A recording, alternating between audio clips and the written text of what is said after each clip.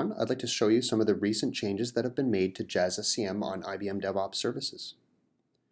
Here I have a Jazz SCM project in the Web IDE. If I click on the Jazz SCM changes link here, or the delta on the left, I'm brought to the Jazz SCM changes page. So from here, this has been streamlined quite a bit from the last version.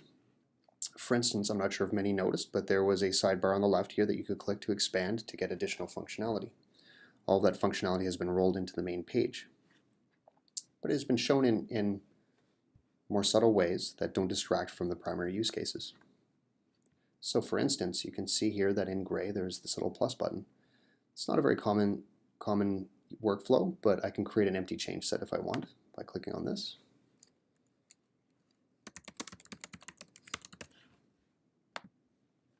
And it creates a new change set here.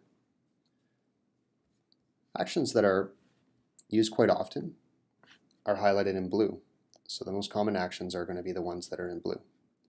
There are other actions that are in gray, like the plus that I just showed you, and these other actions that happen on the change set level.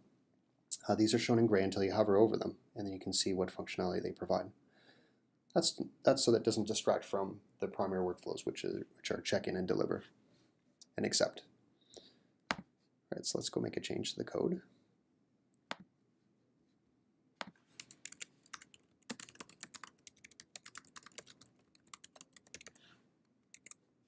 Okay, so I'll save my change. I can go back to the changes page. And here I have an unresolved change. Just like before, I can see the diff using the diff viewer. And again, the primary actions are shown in blue up near the top. So more than likely, I want to check this change in. So I just click the check in button.